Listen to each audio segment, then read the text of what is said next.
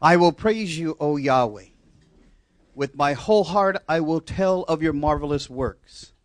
I will be glad and rejoice in you. I will sing praise to your name, O Most High.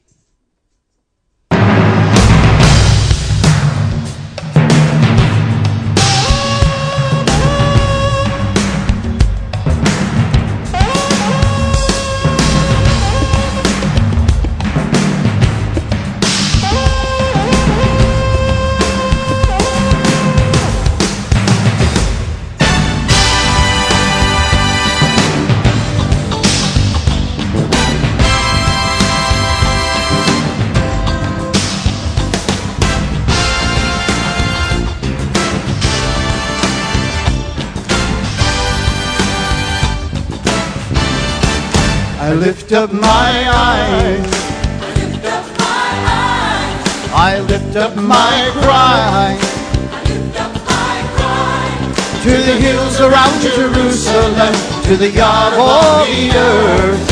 I lift up my eyes, I lift up my eyes, I lift up my eyes, I lift up my eyes, I lift up my cry I lift up my cry to the hills around Jerusalem, to the God of the earth. I lift up my eyes, I lift up my eyes. Who is our helper? The Lord of heaven. Yes. He will deliver, Yah of all the earth. Who will preserve us? The mighty Yah will save. He will deliver, Yah of all the earth. I lift up my eyes, I lift up my eyes, I lift up my cry I lift up my cry to the hills around Jerusalem, to the God of the earth. I lift up my eyes, I lift up my eyes. Who is our helper? The Lord of heaven. He will deliver, Yah of all the earth. Yes, who will preserve us? The mighty Yah will save. He will deliver, Yah of all the earth. Lift up your eyes. Lift up your eyes. He will deliver you. So lift up your eyes. I lift up my eyes. I lift up my eyes, I lift up my cry I lift up my cry to the hills around Jerusalem, to the God of the earth. I lift up my eyes, I lift up my eyes. Who is our helper? The Lord of heaven. He will deliver, Yah of all the earth. Yes, who will preserve us? The mighty Yah will save. He will deliver, Yah of all the earth. I lift up my eyes, I lift up my eyes, I lift up my cry I lift up my cry to the hills around Jerusalem, to the God of the earth. I lift up my eyes, I lift up my eyes, I lift up my eyes, I lift up my eyes, I lift up my eyes, I lift up my eyes, I lift up my eyes. Baruch Hashem Yahweh, praise your name. Yes. Thank you, Father. We've come to worship the King of Kings and Lord of Lords. Now is the time to worship. Come, now is the time to worship. Yes, come. Now is the time to give your heart. Come, just as you are to worship. Yes, come. Just as you are before Yahweh, so come. One day every tongue will confess you are God. One day every knee will bow. Still the greatest treasure remains for those who gladly choose you now. Come, now is the time to worship. Come, now is the time to give your heart. Come, just as you are to worship. Come, just as you are before Yahweh, so come. One day every tongue will confess you are God. One day every knee will bow. Still the greatest treasure remains for those who gladly choose you now.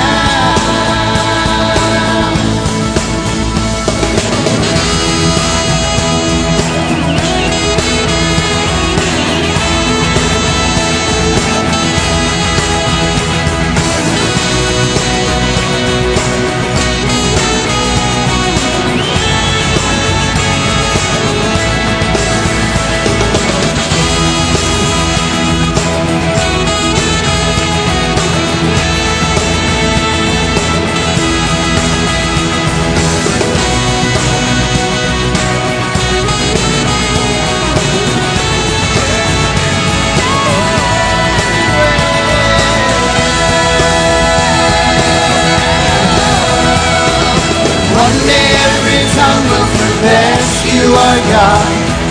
One day every knee will bow. Still the greatest treasure remains for those who gladly choose you now. One day every tongue will confess you are God.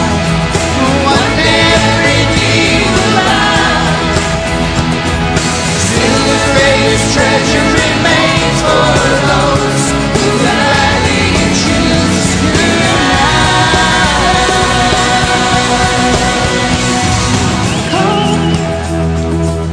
Now is the time to worship. Come. Now is the time to give your heart. Come, just as you are to worship. Come, just as you are before Yahweh. So come, come, come.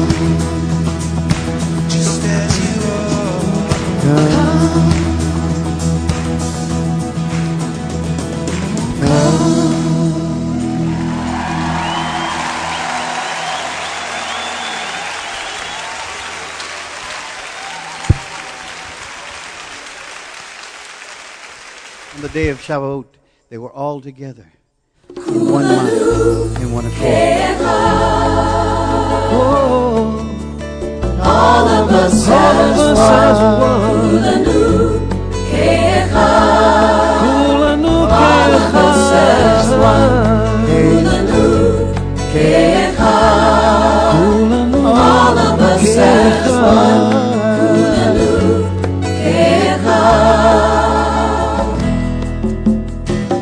We've come together as one. We've come together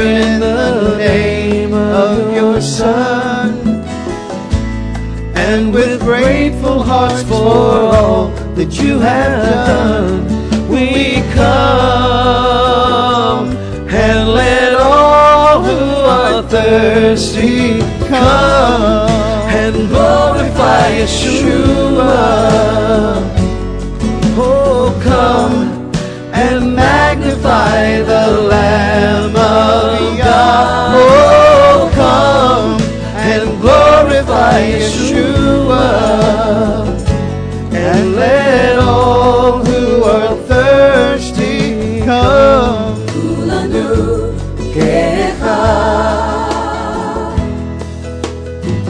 Father, the hour has come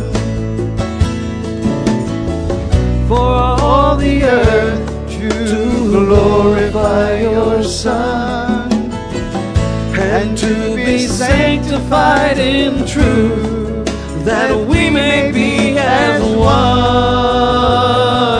And let all who are thirsty come and glorify Yeshua. Oh, come and magnify the Lamb of God. Oh, come and glorify Yeshua, and let all who are thirsty come. All of us as one. Kulanu ke'echad. All of us as one. Kulanu ke'echad. All of us as one. Kulanu ke'echad. All of us have come to glorify Yeshua. Oh, we've come and magnify the Lamb of God. Oh, come and glorify Yeshua, and let all who are thirsty come. And let all who are thirsty come. Come drink the waters, and let all who are thirsty come.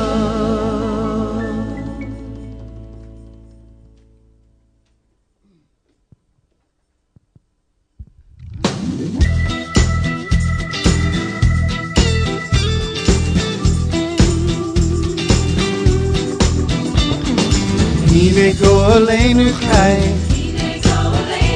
Behold, our Redeemer lives. Hineko Aleinu Chai. Behold, our Redeemer lives. Let every tribe and tongue worship Him. Let all the people learn His way. Let us be gathered in Jerusalem, for these are the final days.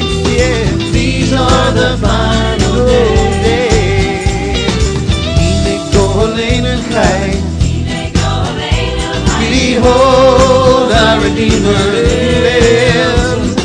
Hineko Aleinu Chai. Behold, our Redeemer lives.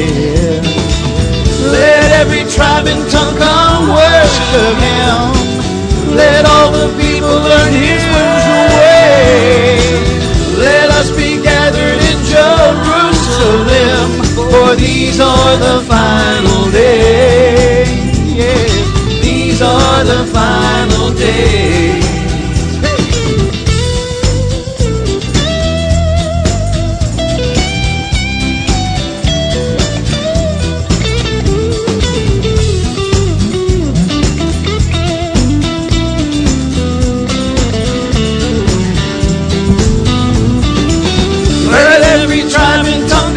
Worship Him.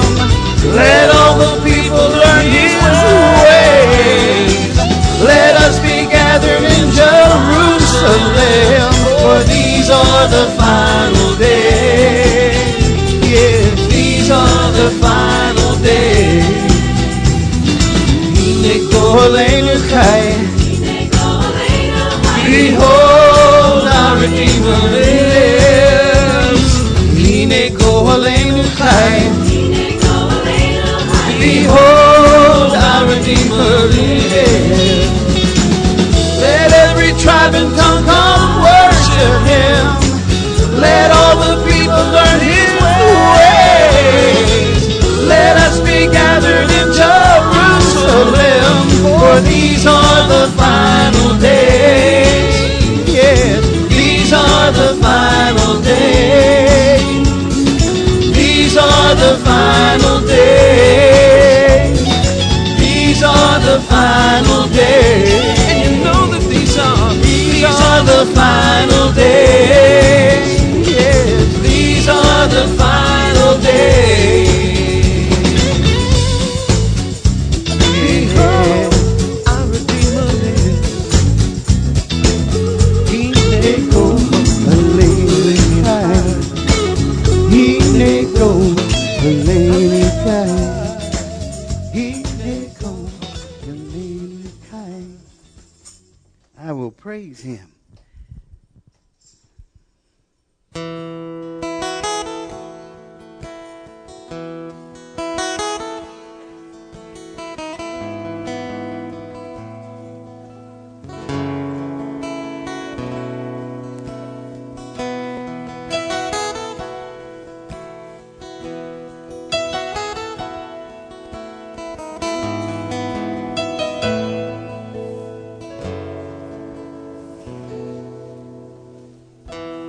I will praise you, Lord my Yah. Even in my desperation, I will praise you, Lord. And I will praise you, Lord my Yah. Even in my brokenness, I will praise you, Lord. I can't understand all that you allow. I just can't see the reason. But my life is in your hands. No, I cannot see you, Lord. I choose to trust you. And even when my heart is torn, I will praise you, Lord. And even when I feel deserted, I will praise you, Lord. And even in my darkest valley, I will praise you, Lord. When my world is shattered and it seems all hope is gone, yet I will praise you, Lord.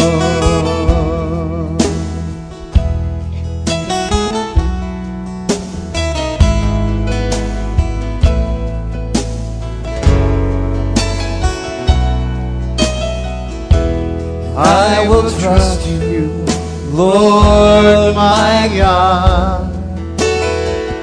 Even in my loneliness, I will trust you, Lord.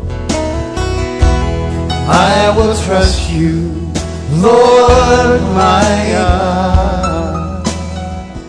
Even when I cannot hear you, I will trust you, Lord. And I will not forget that you hung there on that tree. Oh Lord, you bled and died for me. And if I have to suffer, I know that you've been there. And I know that you're here now. And even when my heart is torn, I will praise you, Lord. And even when I feel deserted, I will praise you, my Lord.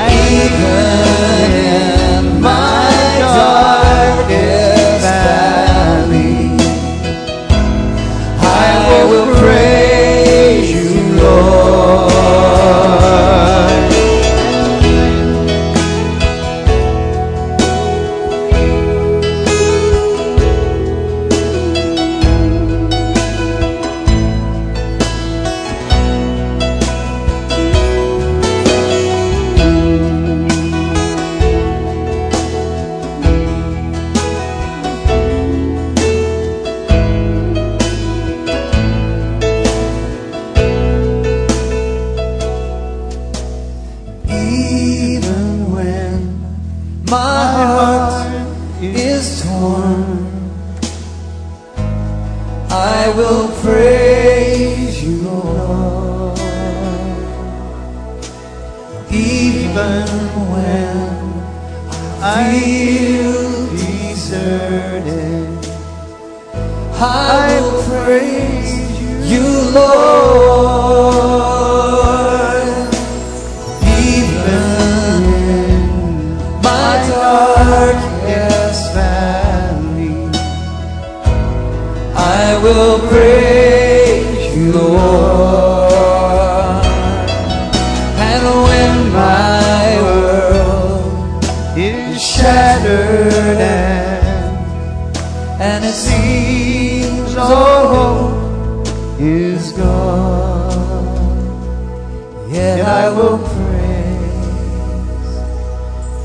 Lord.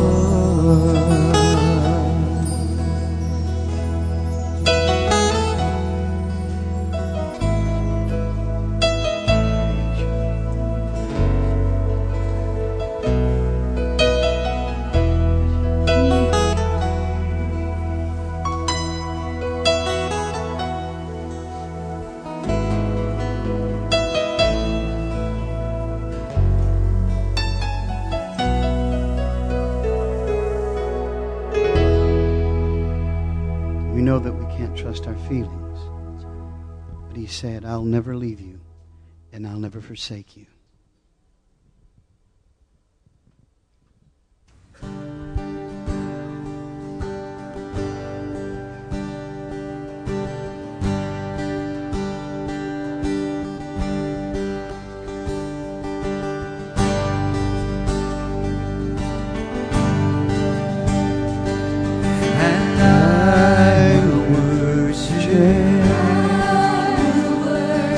With all of my heart, I will praise you. With all of my strength, and I will see you for all of my days. And I will follow all of your ways. I will give you all my worship. I will give you all my praise. You alone I long to worship. You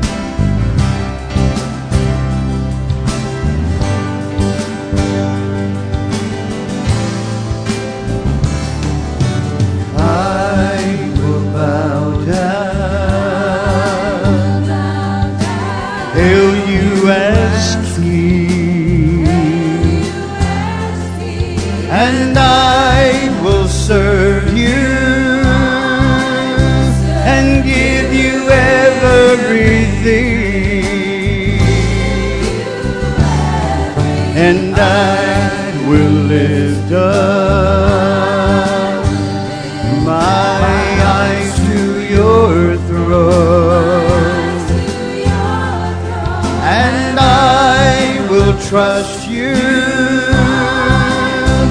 I'll trust you alone.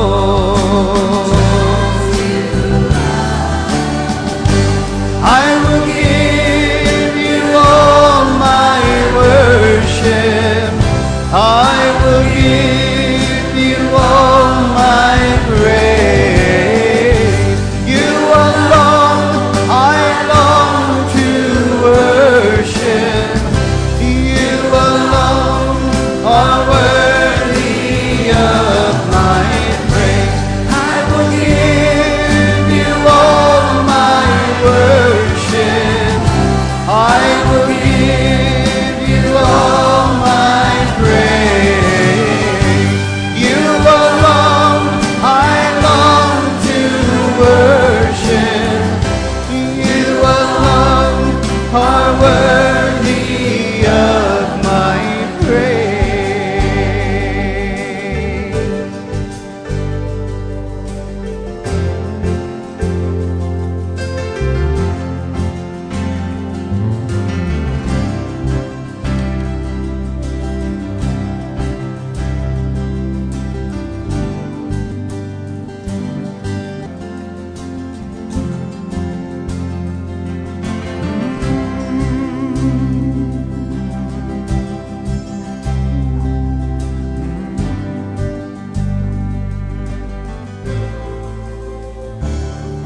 And I will worship with all of my heart. I will praise you with all of my strength. I will seek you all of my days, and I will follow all of your ways. I will give you all my worship. I will give you all my praise. You alone I long to worship. You alone are worthy of my praise. I will give you all my worship. I will give you all my praise. You alone I long to worship. You alone are worthy of my praise. Amen. Amen.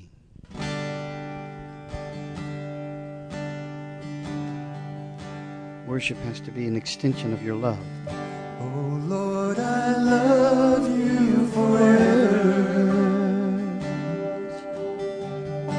For you have always been my friend. Yes, I will love you forever and follow you until the end. You laid your life down on the altar. You endured hostility. You drank the cup of the Father while I was still your enemy. When I was far away, you found me.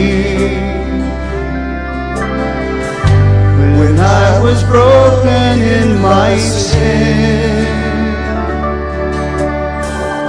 you brought your Spirit upon me and put a new heart within.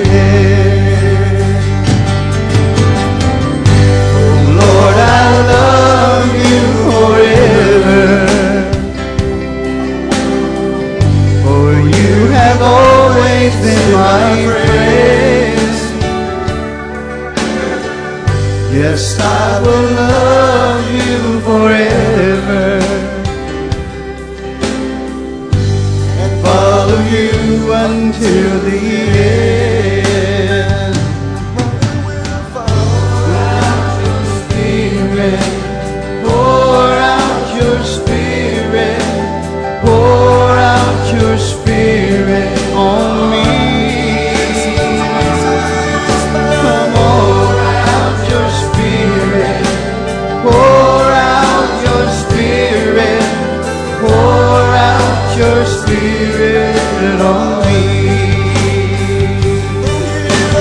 Pour out your Spirit, pour out your Spirit, pour out your Spirit on me. Spirit of truth, pour out your Spirit, pour out your Spirit, pour out your Spirit on me.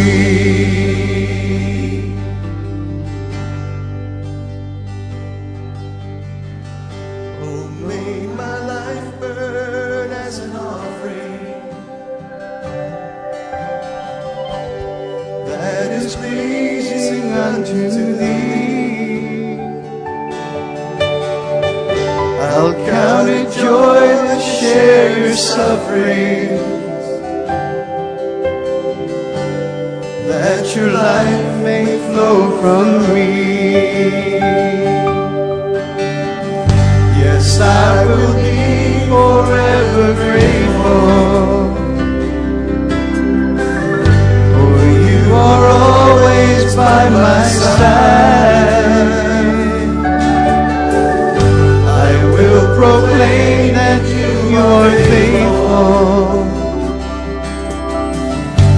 and you're returning for a bride. Yeah, yeah.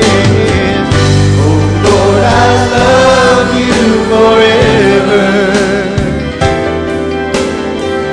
for you have always been my friend. Yes, I will love you forever and follow you until the end. Oh Lord, I love you forever, for you have always been my friend. Yes, I will love you forever, and I'll follow you until the end.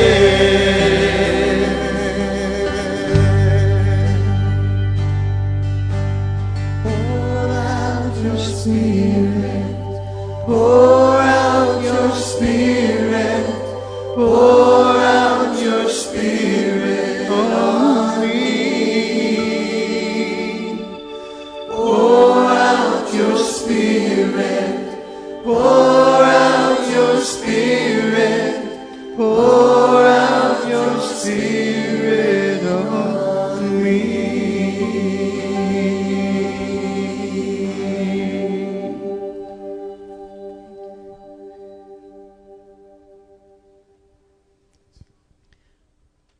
For Zion's sake, I will not keep silent. For Jerusalem's sake, I will not remain quiet till her righteousness shines out like the dawn. Listen.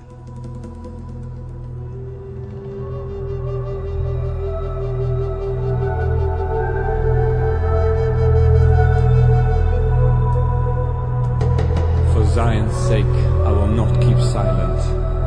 For Jerusalem's sake, I will not remain quiet till her righteousness shines out like the dawn, her salvation like a blazing torch.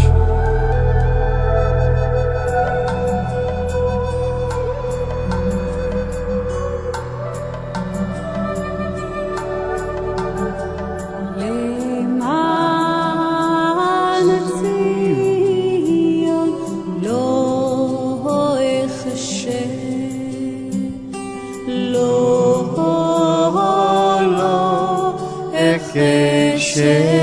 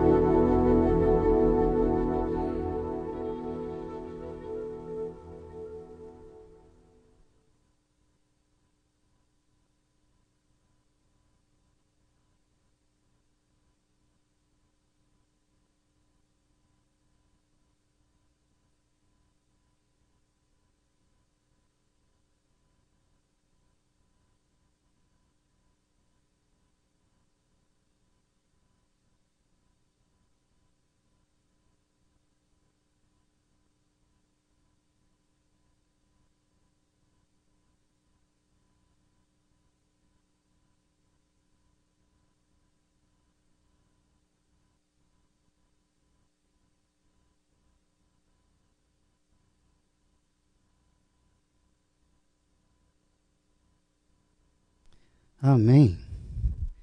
Yahweh is good, isn't he? We are having a convention in August. It's being put together as we speak. It's going to be in Tennessee. And I will Skype the proceedings here from there so that you can be a part of the convention, at least on Sabbath. And I will be one of the speakers. There'll be other speakers in the rostrum, but it's going to be a very good convention. You're going to have Rabbi Paul Todd out from Tennessee, Mike Berkeshot, Jewish brethren. He will be speaking, and Brother Tom Mitchell, one of the elders of the Union of Two House Nazarene Israelite congregations, will be speaking also. So it's going to be a grand time. So I'll be bringing more information as I get it to you. Also, the president just signed in a bit of a bill, didn't he? Where he says it's not amnesty. He says it's not a pardon for those that are here illegally. But I'm reminded of what Yahweh says about our kingdom. He says that if you are not of our commonwealth, the commonwealth of Israel, then you are without promise, without covenant, without hope, without Yahweh in the world. In other words, there are no illegal aliens in the kingdom of Yahweh. Amen? You must come in. If you stay out, you don't have the benefits of being in our kingdom. You can't have our king if you don't embrace his kingdom. That's easy to understand, isn't it? So, no matter what the worldly nations do and dilute their own authorities and shoot their own foot, it doesn't matter. Yahweh's still Yahweh in the world. Amen? You can't out-mercy Yahweh. And he said, if you don't want to be part of the kingdom, you don't get, or you don't want any part of the kingdom, you don't get part of the kingdom. That's the problem. Everybody wants Yeshua as Savior. They just don't want him to rule their lives. They don't want to tell him, they don't want him to tell them what to eat and what not to eat, how to raise their kids, how to have a relationship with one another. They want him out of the kitchen, out of the bedroom, and out of the home. Well, that didn't work that way. If you have him as Savior, you got to have him as King first. Amen? The fear of Yahweh is the beginning of wisdom. All who follow his precepts have good understanding. To him belongs eternal praise. Praise Yahweh, my soul. Yahweh, my Elohim. You're very great. You're clothed with splendor and majesty. Yahweh wraps himself in light as with a garment. He stretches out the heavens like a tent. Gentlemen, would you please stand as we wrap our tent around us?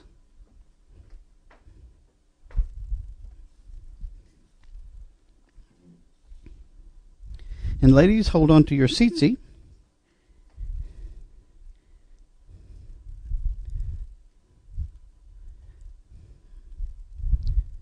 Baruch atah Yahweh, Eloheinu melech haolam, asher kedeshanu b'mitzvotav, v'tzivanu al mitzvot tzitzit.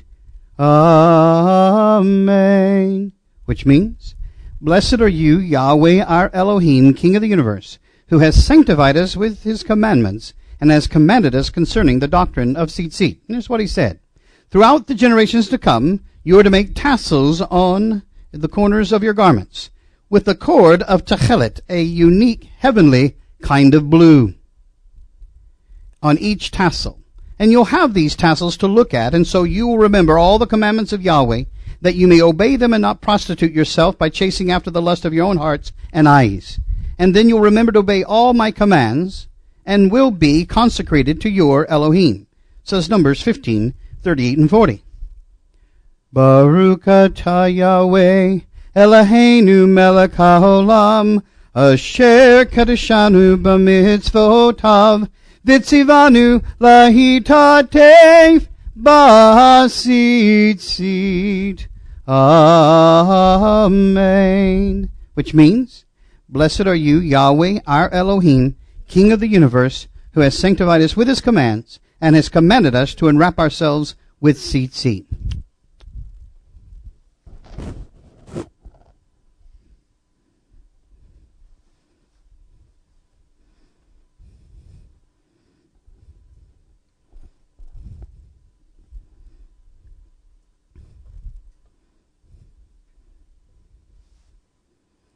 I was glad when they said to me, let us go into the house of Yahweh. You may be reseated. I will exalt you, Yahweh, for you lifted me out of the depths and did not let my enemies gloat over me. Yahweh, my Elohim, I called to you for help, and you healed me. You, Yahweh, brought me up from the realm of the dead. You spared me from going down to the abyss. Sing the praises of Yahweh, you, his faithful people. Praise his holy name. For his anger lasts only a moment, but his favor lasts a lifetime. Weeping may last only for the night, but joy comes in the morning. When I felt secure, I said, I'll never be shaken. Yahweh, when you favored me, you made my royal mountain stand firm. But when you hid your face, I was dismayed. To you, Yahweh, I called. To Adonai, I cried for mercy. What is gained if I am silenced, I said. If I go down to the abyss, will the dust praise you? Will it proclaim your faithfulness? Hear, Yahweh, and be merciful to me. Yahweh, help me. You turned my wailing into dancing. You removed my sackcloth and clothed me with joy, that my heart may sing your praises and not be silent. Yahweh, my Elohim, I will praise you forever. Amen.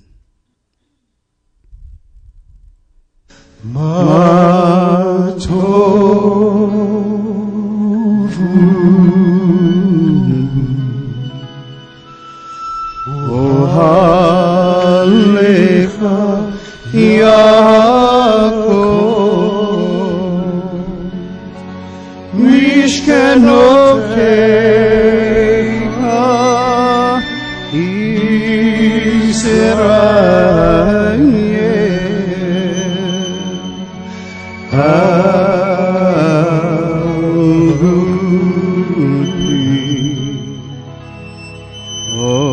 thy tents, O Jacob, thy tabernacles, O Israel,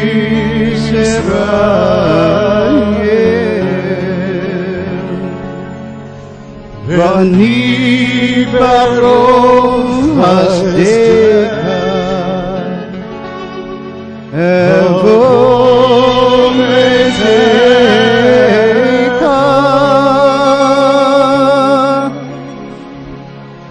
Eshakame,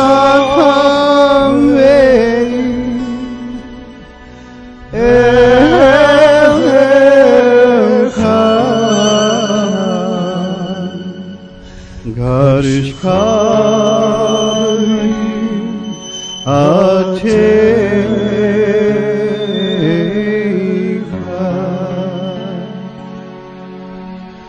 and in thy great compassion I will come into your house, and there I will bow, there I will feel thy holiness,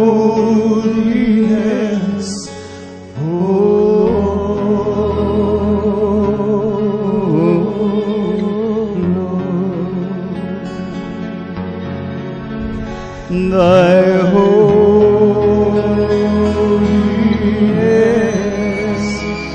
O my Lord.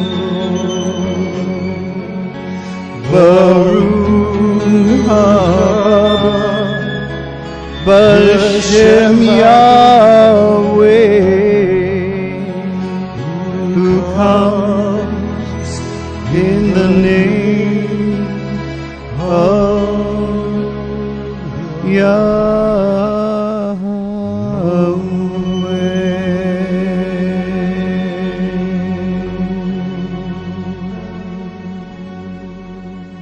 Altogether, the Israelites are to observe the Sabbath, celebrating it for the generations to come, as a lasting covenant. It will be a sign between me and the Israelites forever. For in 6 days Yahweh made the heavens and the earth, and on the seventh day he rested and was refreshed. Let us all stand and make our profession of faith as we face Jerusalem. Shema Israel, hear, O Israel.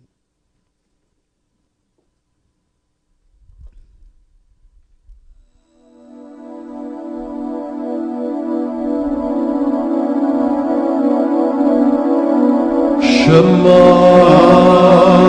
Yisrael,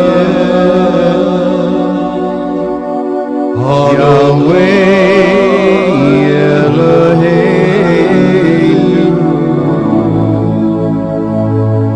Yahweh Echad,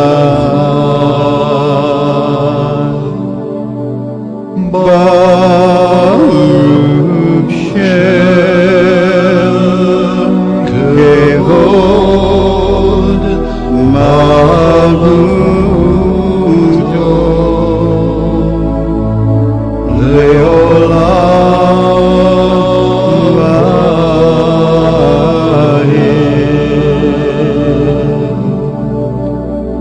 Shema Yisrael, Yahweh Eloheinu, Yahweh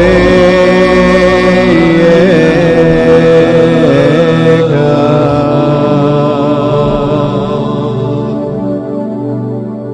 Hear, O Israel, Yahweh is our Elohim.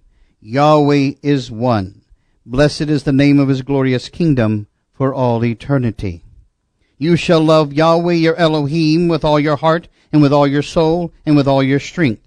And these words which I command you today shall be in your heart, and you shall teach them diligently to your children, and shall talk of them when you sit in your house, and when you walk by the way, when you lie down, and when you rise up. You shall bind them as a sign upon your hand, and they shall be frontlets between your eyes. You shall fix them as a mezuzah on the doorpost of your house, and upon your gates. And you shall love your neighbor as yourself. Remain standing as we pray the Netzarim Amidah. Our Father, which art in heaven, hallowed be thy name. Thy kingdom come, thy will be done in earth as it is in heaven. Give us this day our daily bread, and forgive us our debts as we forgive our debtors. And lead us not into temptation, but deliver us from evil. For thine is the kingdom, and the power, and the glory forever.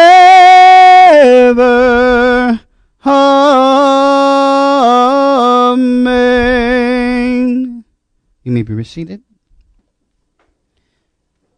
Baruch atah Yahweh Eloheinu melech haolam, asher natan lanu et derek ha-Yeshua b'Mashiach Yeshua.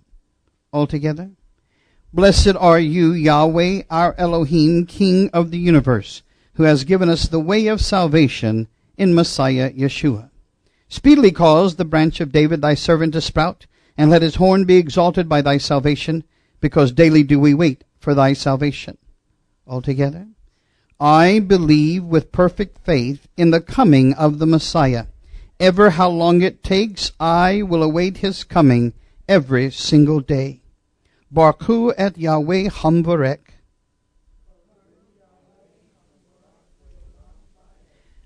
Bless Yahweh, who is to be praised.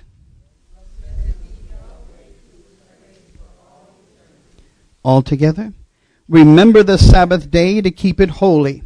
6 days you shall labor and do all your work, but the seventh day is the Sabbath of Yahweh your Elohim.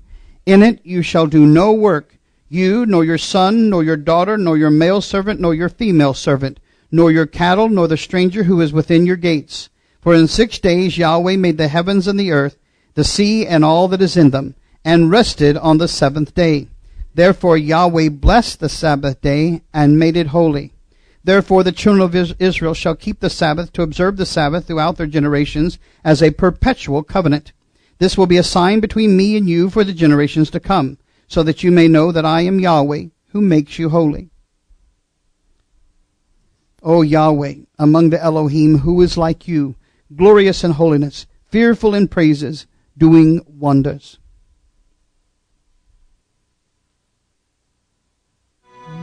Kamocha Belim Yahweh, Mi Kamocha Neder Bakodesh, Nora Oh, say, Vele.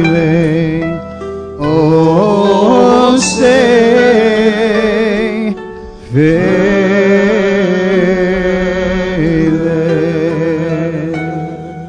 Which means, who is like thee, Yahweh, among the Elohim?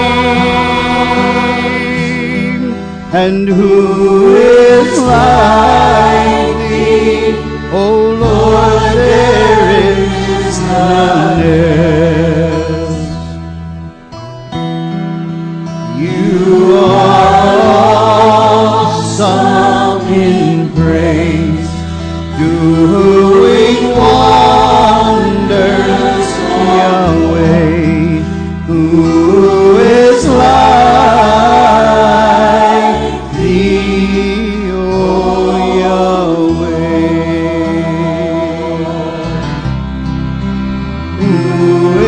like thee, Yahweh among the Elohim?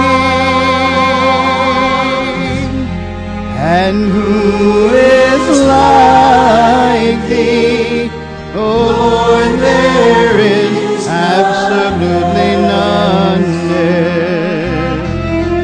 For you are awesome in your praise, doing wonders, Yahweh. Who is like thee, Yahweh?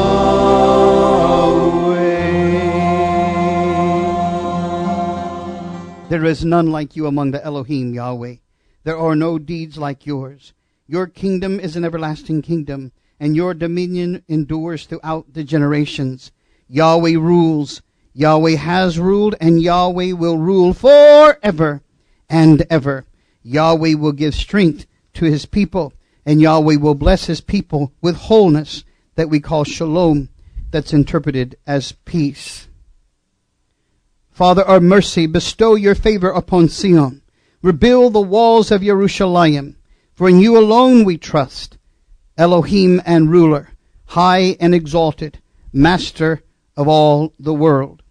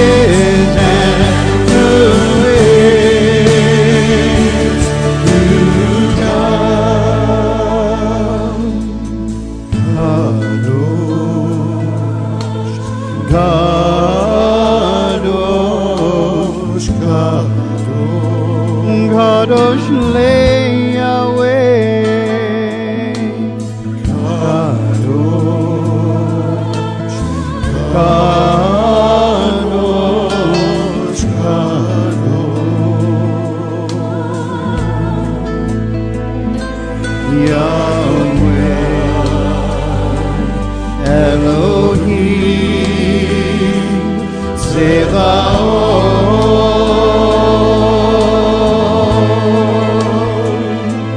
Yahweh, Elohim, Tsevaot.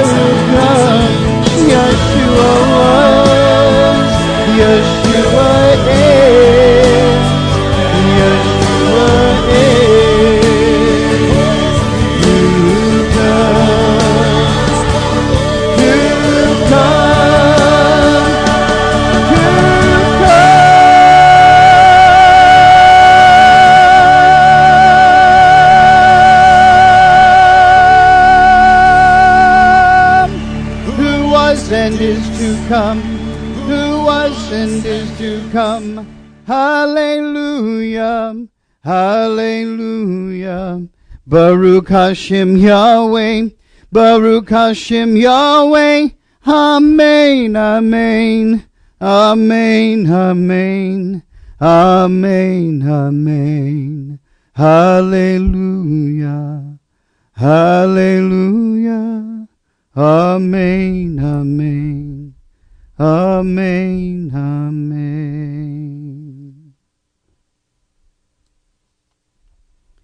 Yahweh, you are holy, and your name is holy, and the holy ones praise your name every single day. Blessed are you, the Holy One of Israel. When the ark would travel, Moses would say, Arise, O Yahweh, and let your enemies be scattered, and let them that hate you flee from you. For from Sion will go forth the Torah, and the word of Yahweh from Jerusalem. Blessed is he who in his holiness gave the Torah to his people. For from Sion will go forth the Torah, and the word of Adonai from Jerusalem. Truly, blessed is he that gave the Torah to his people, the commonwealth of Israel, in holiness. Come forth, Gamaliel, son of the Torah. You may be seated. The Torah is at rest.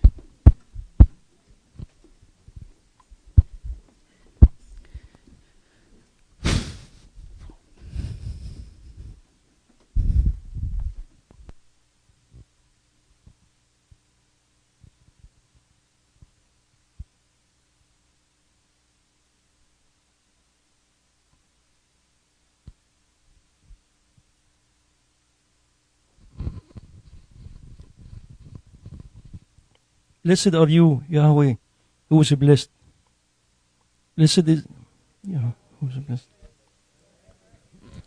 Blessed is you, Yahweh, who is blessed forever and ever.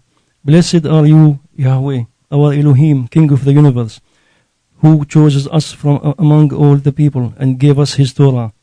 Blessed are you, Yahweh, giver of the Torah. I will be reading Numbers 2:17 through 24.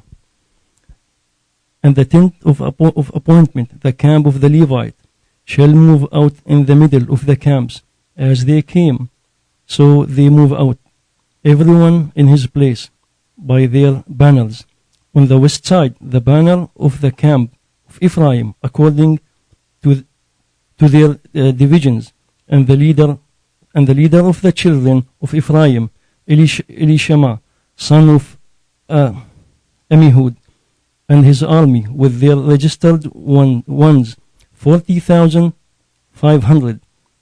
And the next to him, the tribe of Manasseh, and the leader of the children of Manasseh, Gamliel, son of Patsihur, and his army with their registered 32,200.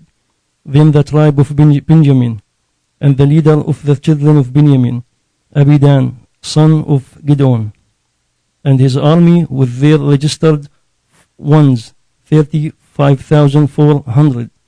All the registered ones of the camp of Ephraim, according to their divisions, 108,100. And they are the third to depart.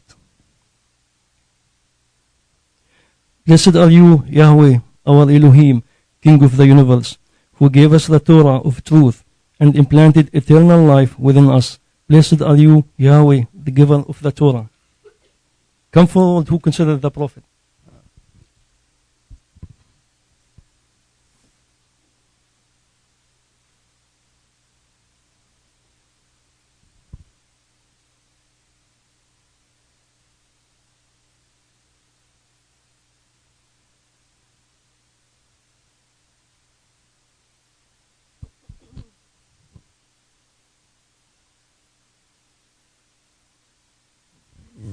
Blessed are you, Yahweh, our Elohim, King of the universe, who chose prophets and was pleased with their words, which were spoken in truth. Blessed are you, Yahweh, who chooses the Torah, Moses, his servant, Israel, his people, and the prophets of truth and righteousness. I'll be reading the Haftorah portion, the 43, 9 through 13. All the nations shall be assembled, and the peoples be gathered. Who among them declares this and shows us former? Let them give their witnesses to be declared right. So let them hear and say, it is truth. You are my witnesses, declares Yahweh, and my servant whom I have chosen, so that you know and believe me and understand that I am he. Before me there was no El formed, nor after me, and there is none. I am Yahweh, and besides me there is no Savior. I have declared and saved and made known, and there was no foreign mighty one among you. You are my witnesses, declares Yahweh, that I am El. Even from the day I am he, and no one delivers. Out of my hand I work, and who turns it back? Yahweh, our Elohim, King of the universe, Rock of all ages, righteous in all generations, the Almighty, the Faithful One, who says and does, who speaks and fulfills. For all his words are true and right. For the Torah, for the divine service, for the prophets, and for the Sabbath day you gave us, Yahweh, our Elohim. For holiness, for rest, for honor, and for glory. For all this, Yahweh, our Elohim, we thank you and bless you. Blessed be your name by the mouth of all the living continually forever. Blessed you, Elohim, sanctifier of the Sabbath. Come forward, faithful disciple, Beverly. Yeshua.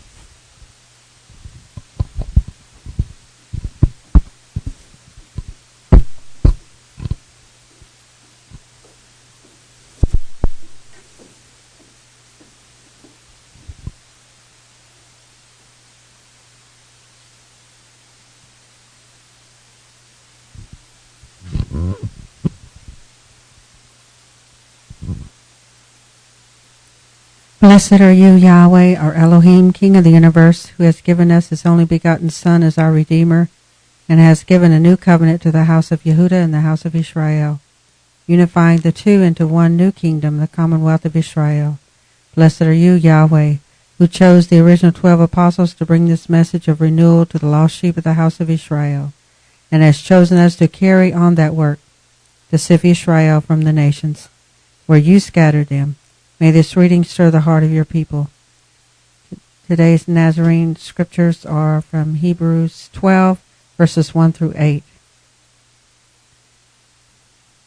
We too, then having so great a cloud of witnesses all around us, let us lay aside every weight and the sin which so easily entangles us, and let us run with endurance the race set before us, looking to the princely leader and perfecter of our faith, Yeshua, who for the joy that was set before him endured the stake, having despised the shame, and sat down at the right hand of the throne of Elohim.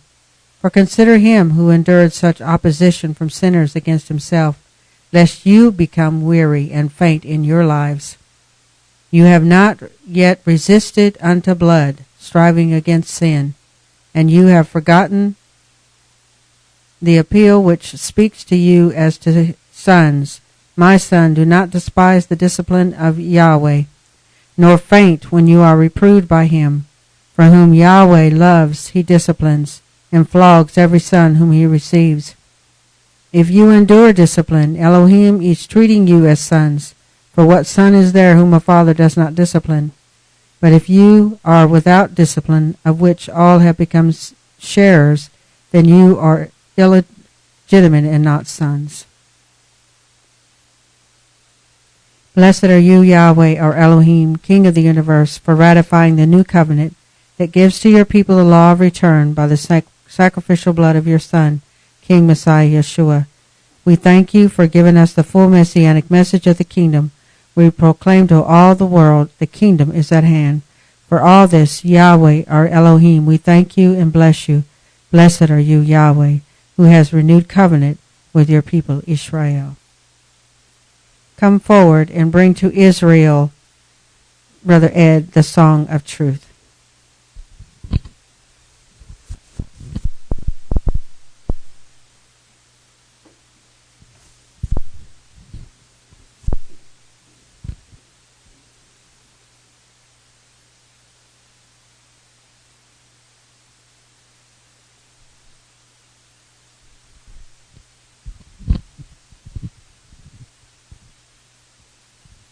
Blessed are you, Yahweh, our Elohim, King of the universe, who selected people of praise and was pleased with their worship in spirit and truth.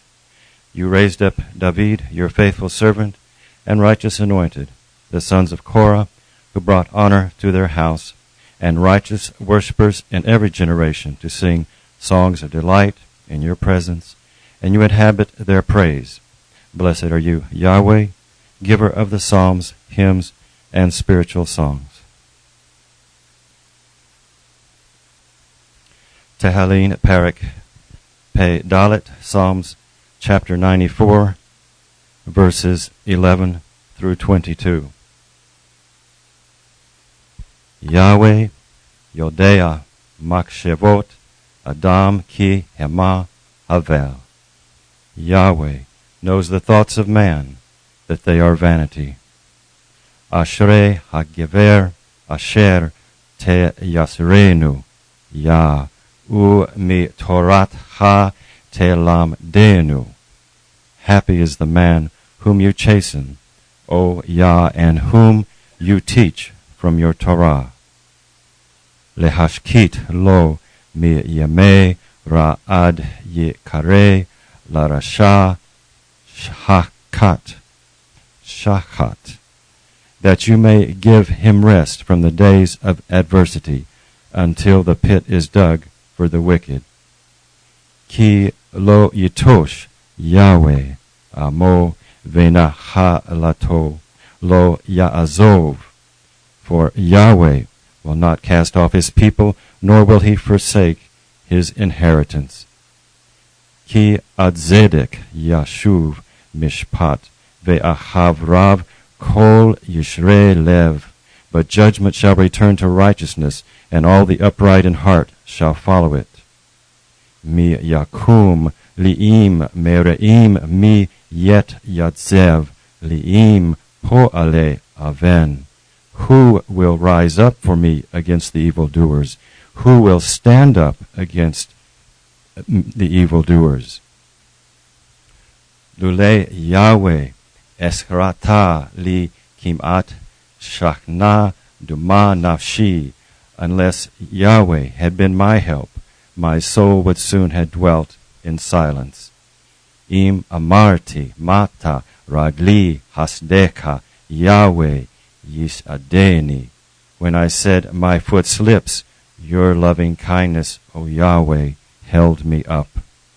Berov sar apai bekerbi tan hu meka yesha ashu nafshi. When the cares of my heart are many, your comforts delight my soul. Hahov reha, kisei havot yotzer amal alehok. Shall the seat of iniquity which frames mischief by law have fellowship with you? Yagodu al nefesh zadik vedam naki yar siu. They gather themselves together against the soul of the righteous and condemn the innocent blood. Vayehi Yahweh li le mishgav ve Elohai letzur maksi. But Yahweh has become my fortress and my Elohai, the rock of my refuge. May it be your will, Yahweh, our Elohim and the Elohim of our ancestors, that you pay heed and mercy to the psalm that I have recited, and may it stand in love, fellowship, and companionship, for we love you and you alone.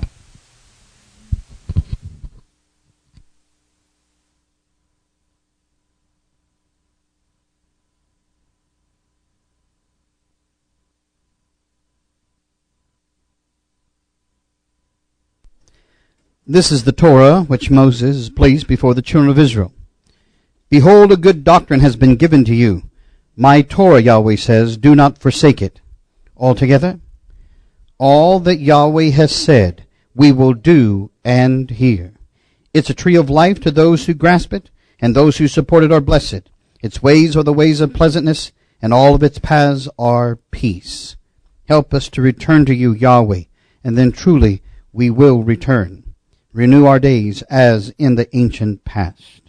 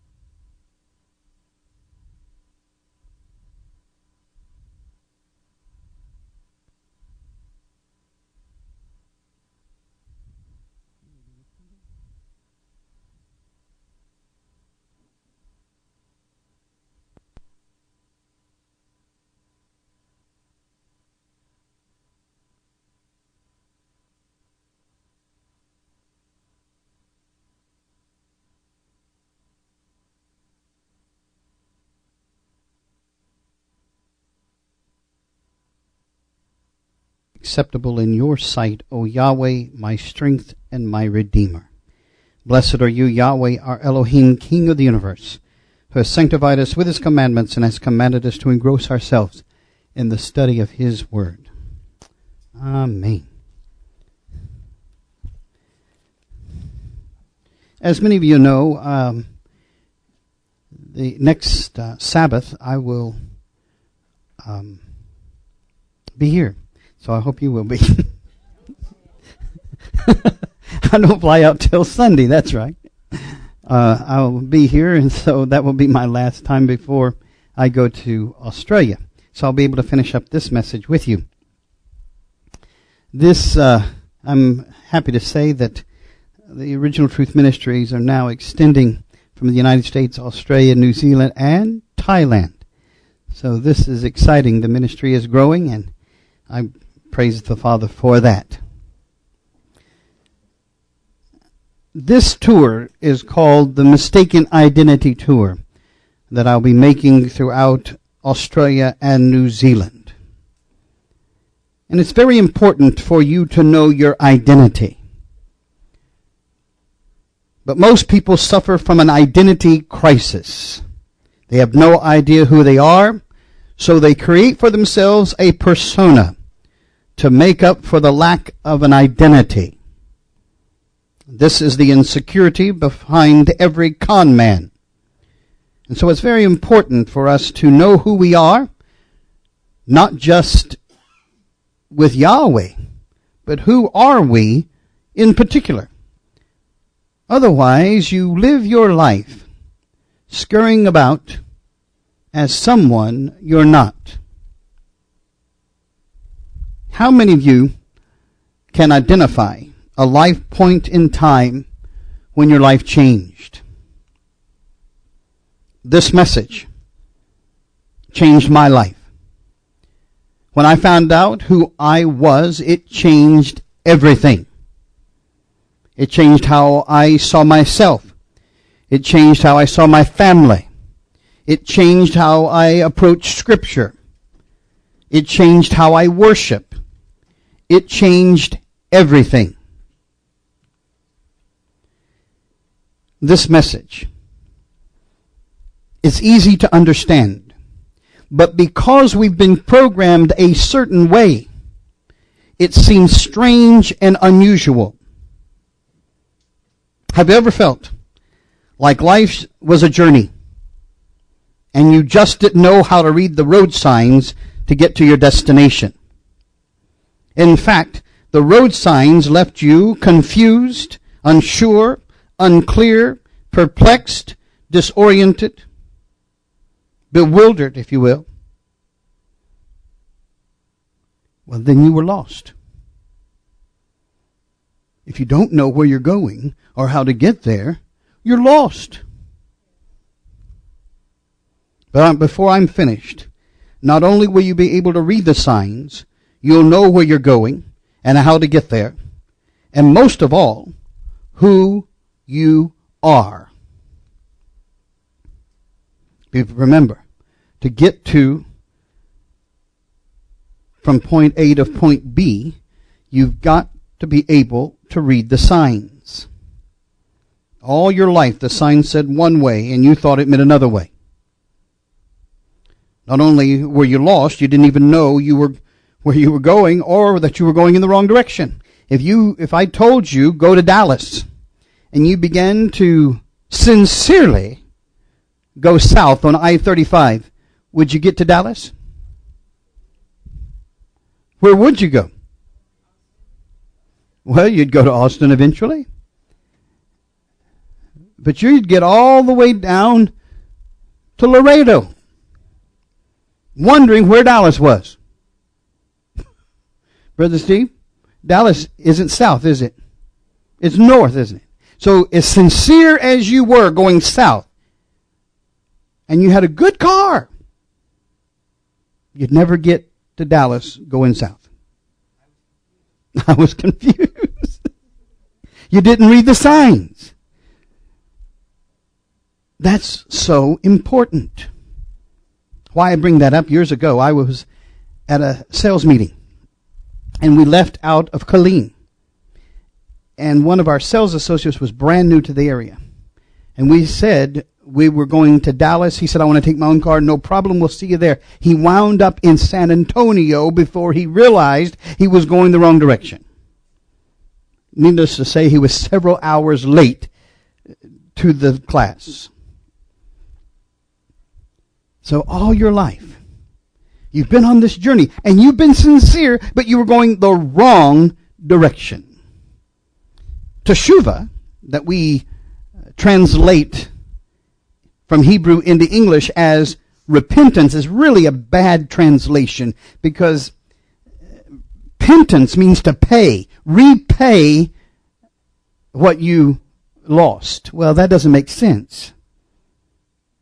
I need someone to do something for me, not for me to do something for them. I'm confused. I'm perplexed. I'm lost. I have nothing to give. I need someone to give me something so I know where I'm going the right direction. So teshuvah doesn't mean to pay out. It means to turn around, to take the exit, nearest exit, and go the opposite direction. We're in a crisis. 52% of self-identified Christians believe that there's got to be more in life than what they're experiencing. Only about 3% of all self-identified Christians have surrendered control of their life to the Heavenly Father, submitted to His will for their life, and devoted themselves to loving and serving Him and the kingdom. Only 1 out of every 5 self-identified Christians, which makes up 21%, believes that spiritual maturity requires a vital connection to a community of faith. According to George Berna of the Berna Group, an evangelical Christian polling firm based out of Ventura, California, whose 6 years of research on Christian identity, there are several church-wide concerns that could be addressed towards helping self-identified Christians experience a more fulfilling and robust relationship with and faith in Messiah. Ladies and gentlemen, I'm here to say that you'll never be on the right track identifying yourself as a Christian. We've got to get back to the original faith of Yeshua. Rick Warren, one of the pastors that was at the inauguration of our president, so popular that the president asked him to officiate in his inauguration, wrote the most popular nonfiction book, second only to the Bible, A Purpose-Driven Life. However, the popularity of that book exposed an underlying truth. That meant 38 million people had no idea what their purpose in life was, who they were, and where they were going. Our priority, number 1, is to inform you so that you'll know who you are. Then learn your mission, and then you'll be able to read the signs. So, first question. Who do you say Israel is today? Right off the bat. If I say, who is Israel? Most people will say, Jews. Other people will say, troublemakers in the Middle East. Some scholarly people will say, well, that's Jacob's name. It was changed in the Old Testament. Evangelicals will say, it's the church. We're spiritual Israel. And others will say, it's the Christians now.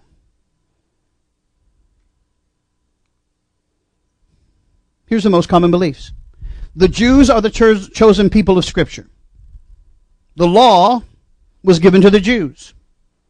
The holy days in the Old Testament that the Messiah and the disciples kept were Jewish holidays. Behind every truth, or behind every myth, is the truth waiting to be told. Amen? When Yahweh gave the Torah to Israel, how many tribes was at Mount Sinai to receive the Torah? The correct answer is all 12 tribes, plus their Gentile companions. How many tribes were Jewish? 1 tribe.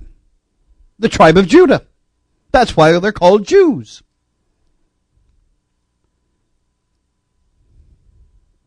So, where were the other ones? Or who were the other ones? Manasseh, Asher, Naphtali, Zebulun, Issachar, Gad, Ephraim, Dan, Benjamin, Reuben, Shimon, and Judah, or Yehudah. These were all 12 tribes. Recently, because of the popularity of the Da Vinci Code and other books like it, the world has been caught up in the very story of a mystical bloodline and how this affects world history and religion. The assertion of these authors are erroneous at the least and heretical at its worst. However, there is a sacred bloodline that is flowing through the veins of most people today. the Abrahamic bloodline. But this is what the church has been trying to keep from you. So witness the greatest cover-up in human history.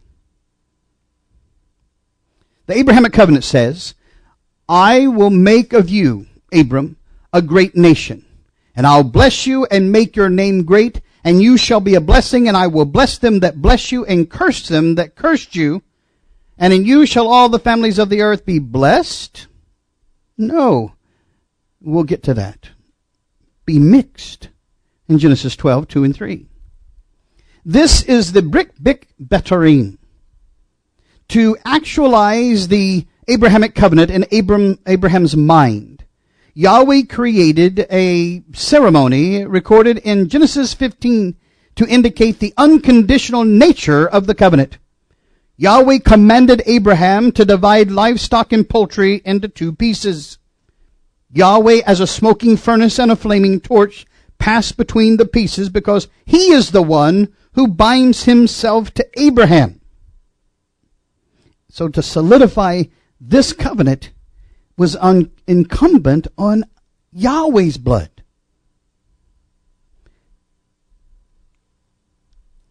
Now I said that they translated, in you shall all the families of the earth be blessed. Well, that would be Berekanu, which means blessed are you. But it doesn't say Berekanu in that passage. It says Vinivreku, which means you are mixed or grafted in. So it should read, Yahweh will make of Abram a great nation. I will bless you and make your name great, and you shall be a blessing, and I'll bless them that bless you and curse them that curse you, and in you shall all the families of the earth be mixed or grafted in. Well, that's what Shaul was talking about. And your seed shall be as the dust of the earth, and you shall break out abroad to the west, to the east, and to the north, and to the south.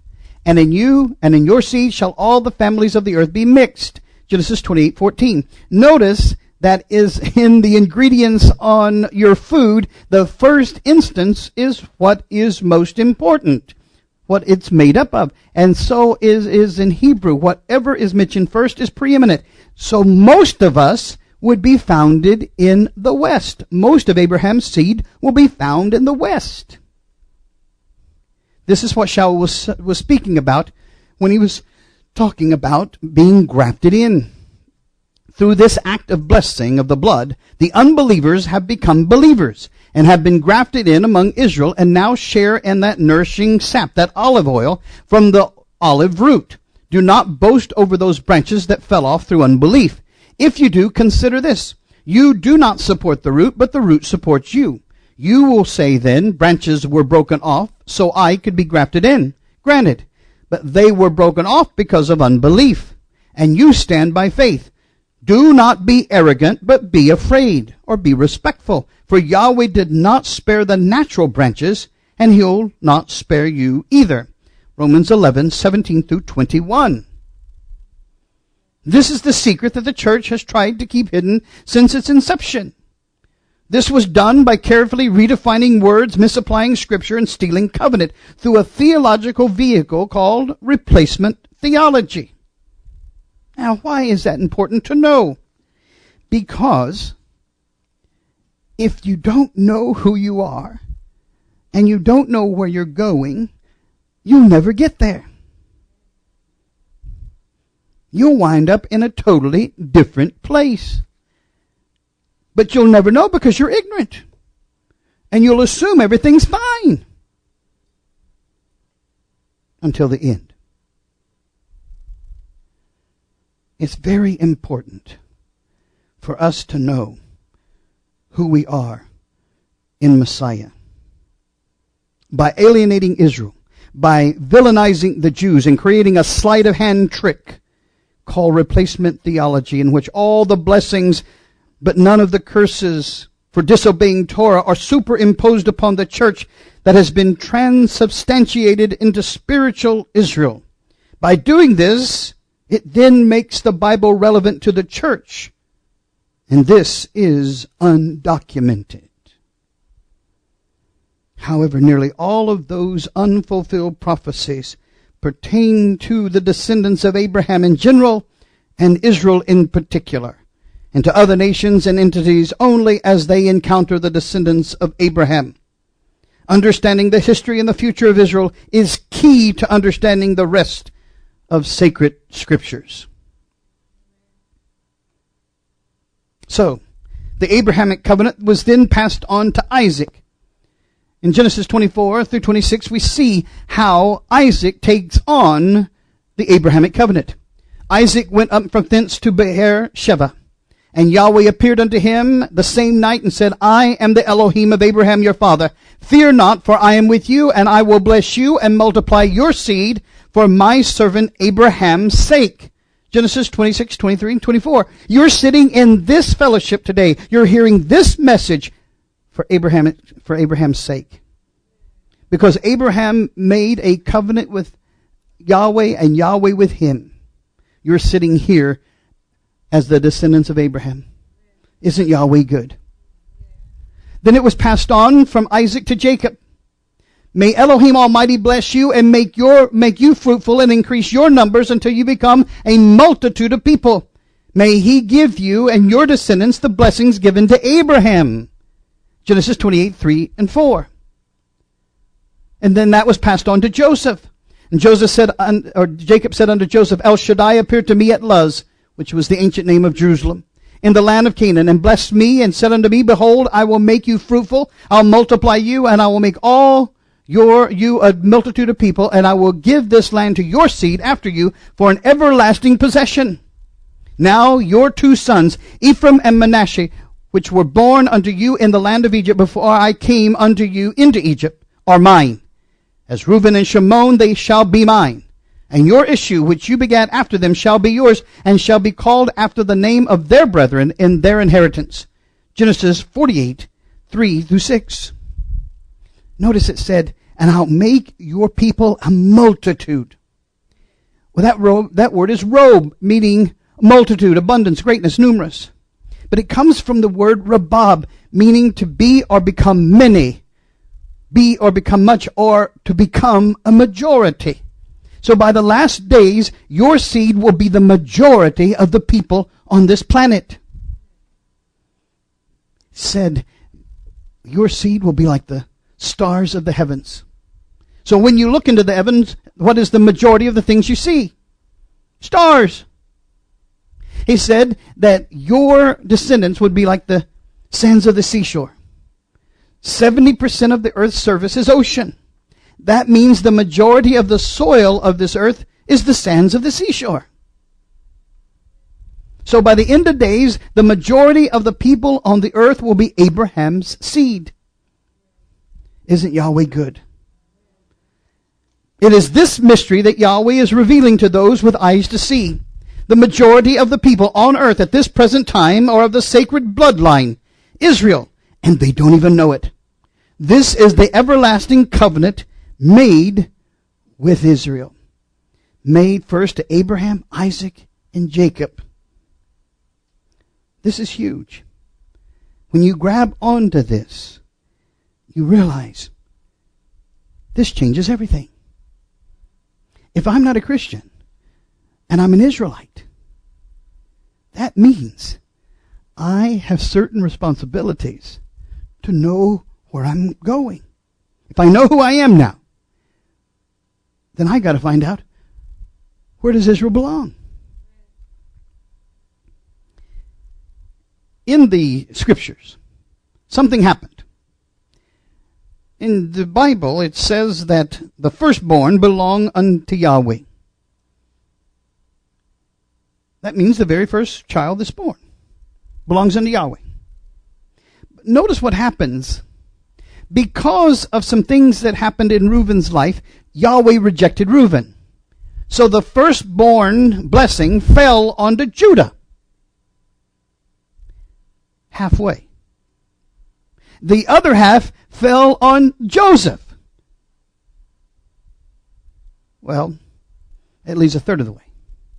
In fact, the firstborn blessing, the priesthood, the kingship, and the double portion of material blessing was divided three ways. The priesthood went to Levi.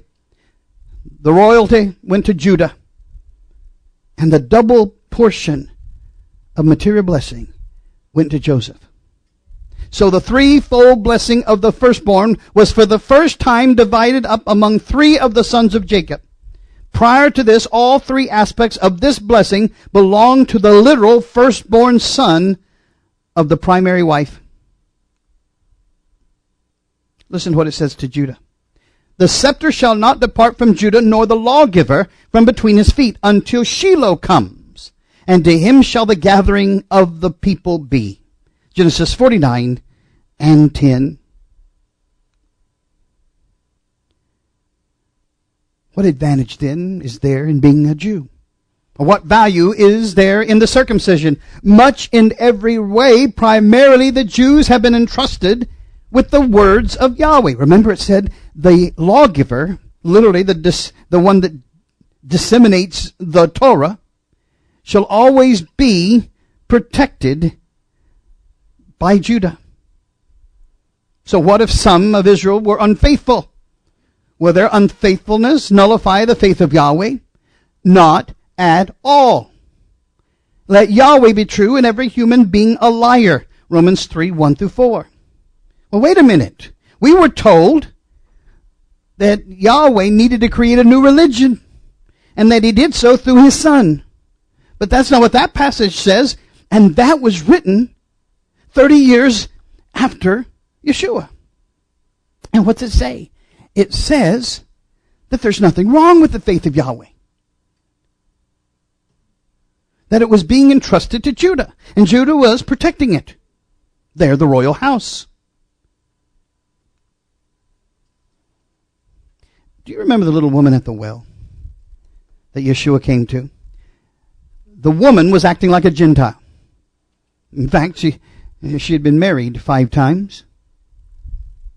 He said, I can see that you are a prophet, she said of Yeshua.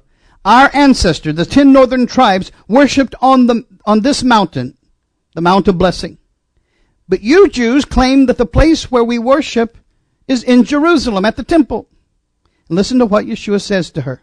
Woman, Yeshua replied, believe me, a time is coming when you will worship the Father neither on this mountain nor in Jerusalem.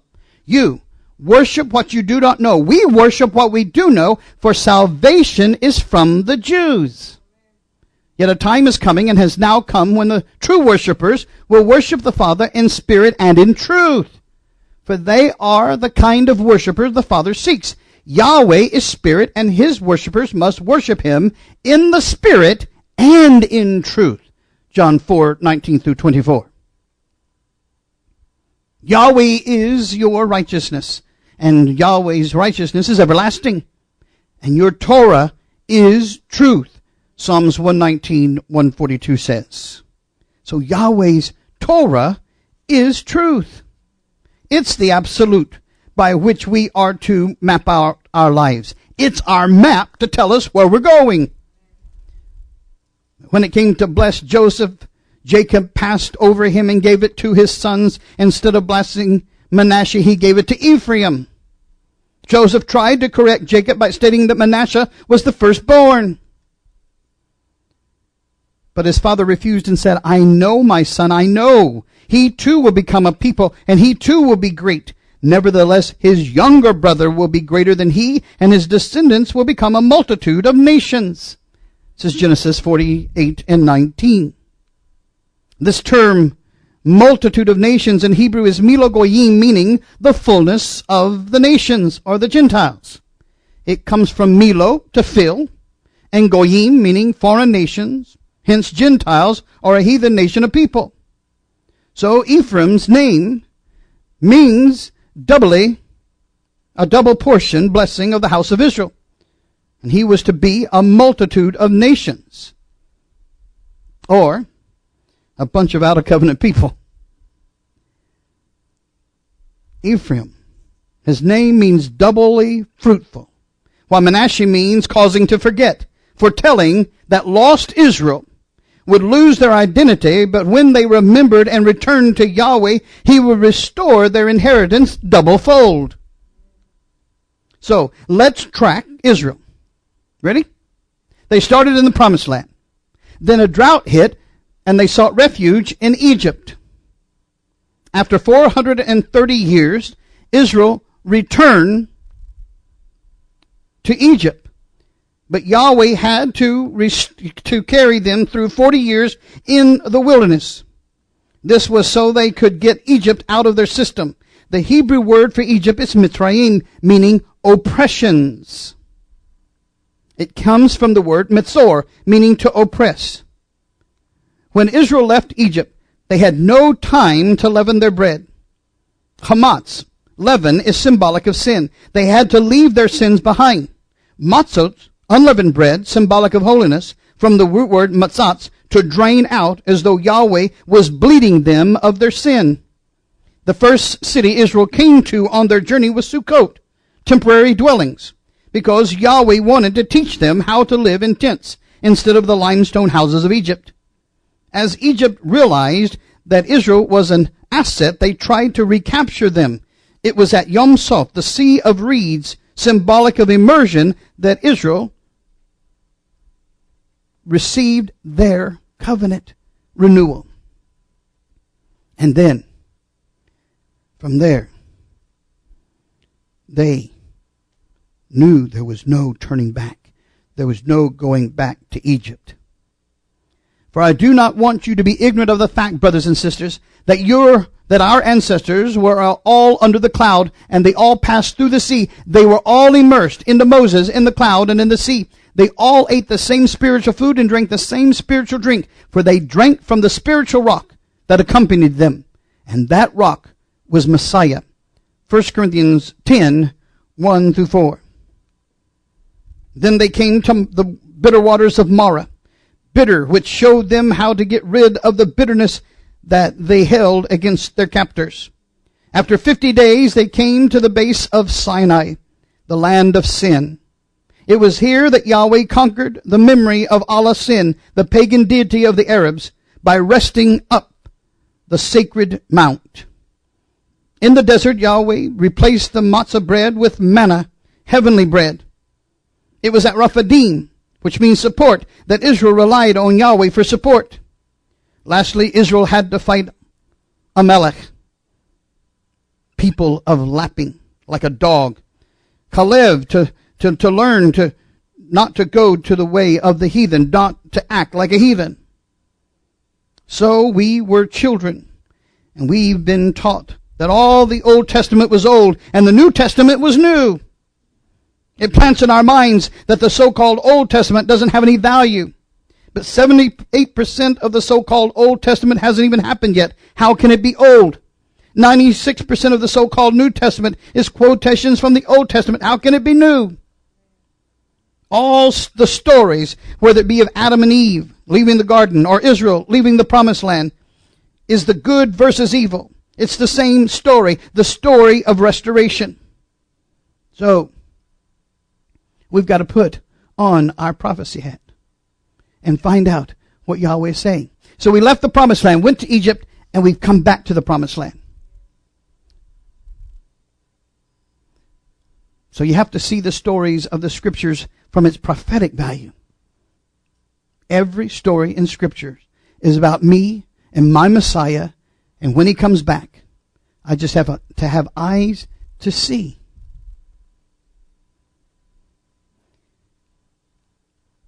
This brings us to the most amazing prophecy in Scripture. If you do not obey Yahweh your Elohim and do not carefully follow all his commands and decrees I am giving you today, all these curses will come on you and overtake you. Then Yahweh will scatter you among all nations from one end of the earth to the other. There you will worship other gods, gods of wood and stone, which neither you nor your ancestors have known. Deuteronomy 28, 15, and 64. Well, that happened, didn't it? But what Hasatan meant for harm, Yahweh is turning for good. We were scattered throughout the whole world. What happens when you scatter? You get to know other people. And when you get to know other people, you fall in love. And when you fall in love, you have children. And then you've spread the Abrahamic seed over all the earth. See, my actions are my own, and I can't escape the consequences. There's always consequences for action. These are the terms of the covenant Yahweh commanded Moses to make with the Israelites in Moab, in addition to the covenant he made with them at Horeb. So the old covenant was made at Horeb. The new covenant was made on the plains of Moab. I am making this covenant with its oath, not only with you who are standing here with us today in the presence of Yahweh our Elohim, but also with those who are not here today. When all these blessings and curses I have set before you come on you, and you take them to heart wherever Yahweh your Elohim disperses or scatters you among the nations, and when you and your children return to Yahweh, to Shuvah, your Elohim, and obey him with all your heart and with all your soul, according to everything I command you today, then Yahweh your Elohim will restore your inheritance and have compassion upon you and gather you again from all the nations where he scattered you. That's the new covenant. See, the old covenant didn't have the law of return. The new covenant embraces all that the old covenant had. It just gives you a law of return. So says Deuteronomy 29, 1, 14, 15, and also 30, 1 through 3. That brings us back to the time of the judges. By the time of the judges, no one was leading Israel.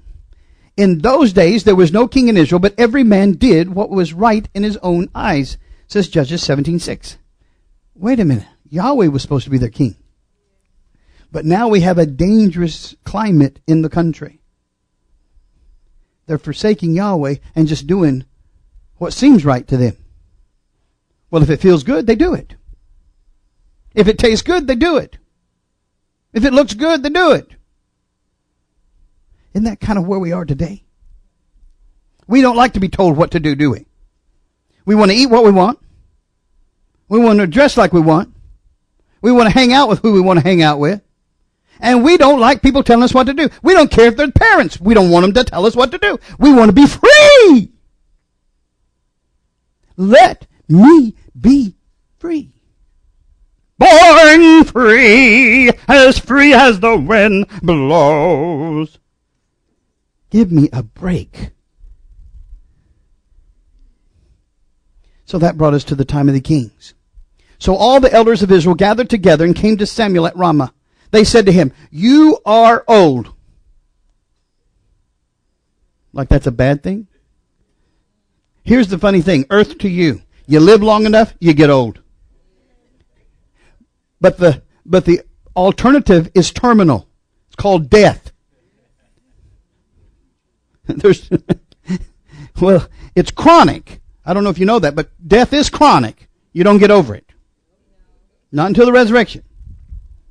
So, he said, "You're old, and your sons do not follow your ways." So Samuel was a righteous man. He can't help that his kids were sorry. Are you listening to me? Everyone rises and falls in their own master's eyes. You will not pay for the sins of your sons or your daughters. They have to pay for their own sins. Amen? You are old and your sons do not follow your ways. Now appoint a king to lead us, such as all the other nations have. We want to be like the other nations, says 1 Samuel 8, 4 through 5. So, Saul, David, and Solomon, these three kings governed the 12 tribes of Israel until there was a split. After Solomon died, he put Rehoboam in his place, his son. Yahweh became angry with Solomon, so Yahweh said to Solomon, "You have not kept my covenant." What was Solomon's undoing? His wives. He had 700 and some wives and 300 and something concubines. I'm going to tell you something. Solomon's big problem was he's tired. You don't make good decisions when you're tired. And so he let them build temples to their gods. And he began to not keep Yahweh's covenant. I most certainly will tear the kingdom away from you and give it to one of your subordinates. Notice he didn't say his sons. Nevertheless, for the sake of David your father, I will not do it during your lifetime. I'll tear it out of the hand of your son. There it is.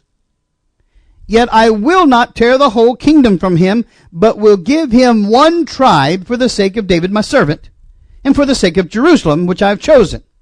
1 Kings 11, 9 through 13. So, who is this subordinate? Well, it's right here.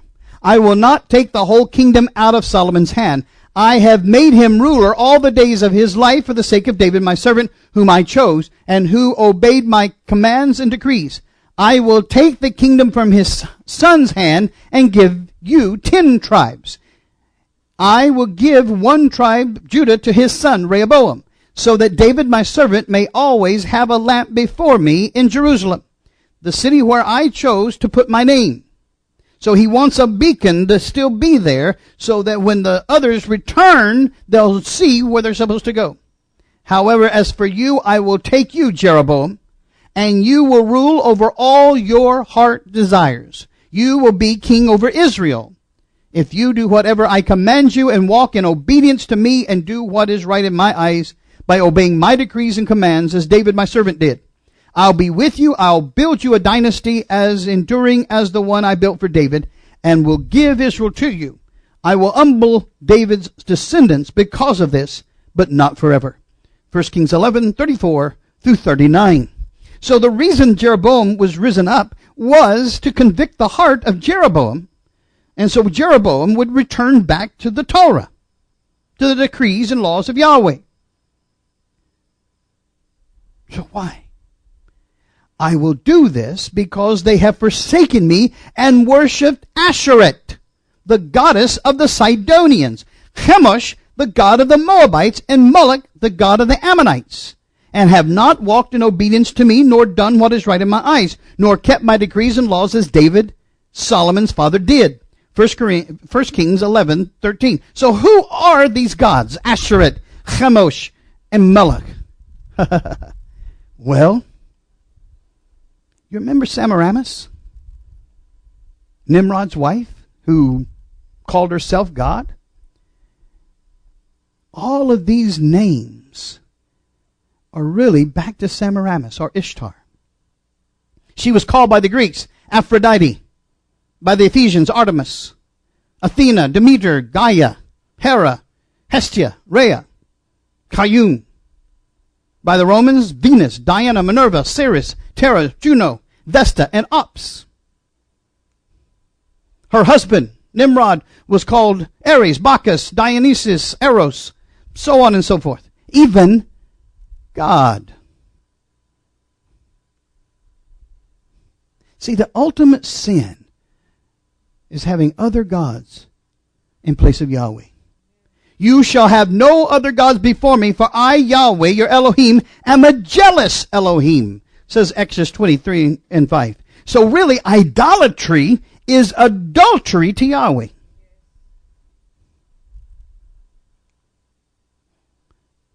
So, Jeroboam decided to rebel. What share do we have in David? What part in Jesse's son? To your tents, O Israel. Look after your own house, O David. So the Israelites went home. They went to the 10 northern parts of the country. 1 Kings 12, 16 through 17. So the union of the 12 tribes was dissolved. And then Jeroboam decided he needed to make a strategical plan of religion. If everybody kept going to Jerusalem to worship, eventually he thought his people might want to stay with Judah. And he thought, that's not good business. So he decided to build a replica of the temple at Jerusalem on the Mount of Blessings, where Moses had blessed Israel on the Mount of Blessings. So he decided, I need something at the beginning and at the end of the kingdom. So, at Dan, he put a golden calf, put Yahweh's name on it, and everybody coming in would see who the deity of Israel was. And then he put another one at Bethel. From your going from Judah into Israel, you have to pass by Bethel. And there he put another golden calf. So he had 2 golden calves of worship, and then in the temple at Mount Gitzarim, in the center of the country, he put that temple. And then he changed the holy days.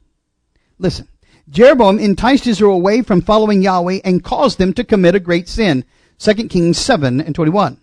He appointed for himself priests for the high places, for the demons and the calf idols which he had made. 2 Chronicles 11:15. Well, that ultimately caused Yahweh to send judgment on the 10 northern tribes. Yahweh will uproot Israel from this good land that he gave them to his forefathers and scatter them beyond the river, that's Euphrates, because they have provoked Yahweh to anger by making Asherah poles. And he will give Israel up because of the sins Jeroboam has committed and has called Israel to commit. 1 Kings 14:15 and 16. Judah did not keep the commands of Yahweh, their Elohim. They followed the practices of Israel. Well, what was the practices of Israel? They began to worship Asherah poles. They followed the practices of Israel that had introduced, and therefore Yahweh rejected all the people of Israel, Judah and Israel. And he afflicted them and gave them into the hands of plunderers until he thrust them from his presence. 2 Kings 17:19 through 20. So, in 975 BCE, the 12 tribes of the kingdoms of Israel and Judah were uprooted from the land.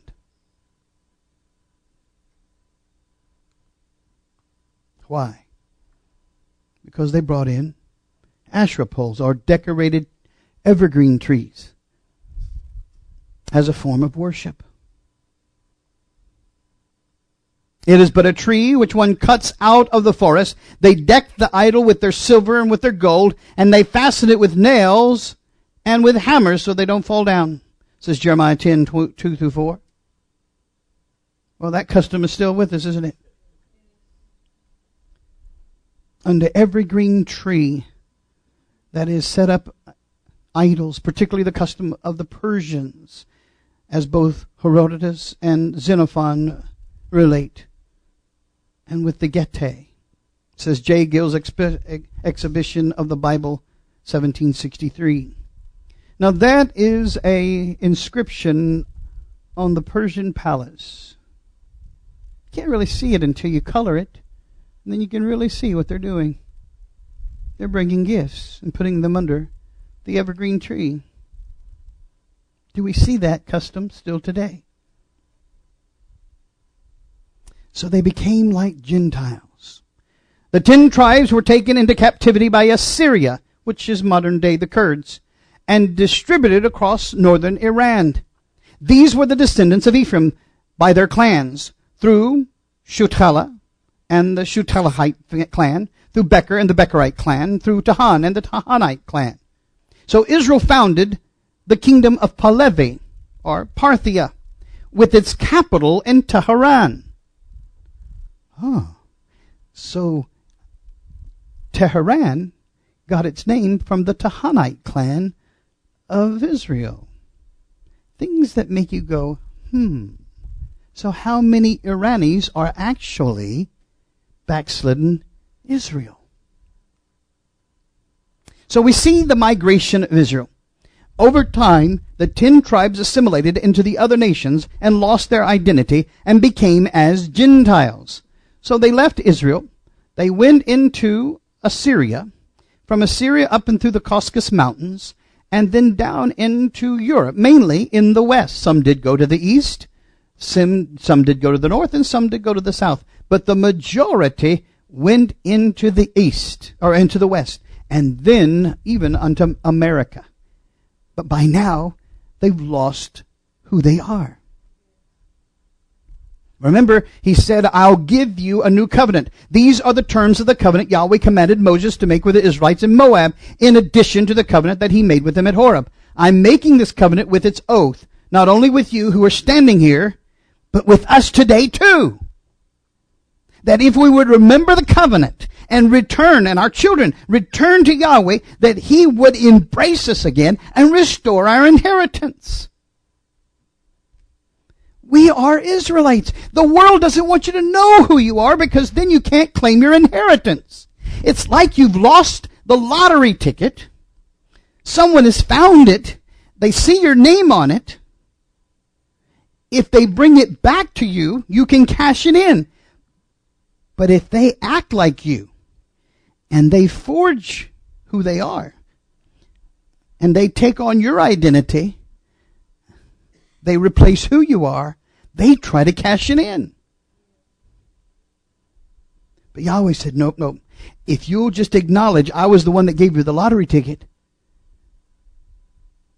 I will make with you a new lottery ticket. We'll cancel it all and we'll bring you back in. What do you think? The days are coming, declares Yahweh, when I'll make a new covenant with the house of Israel and the house of Judah. Who's the new covenant made with? Well, I thought it was made with the church. It's not what the Bible says, is it? What does Scripture say? That the new covenant is made with the house of Israel and the house of Judah.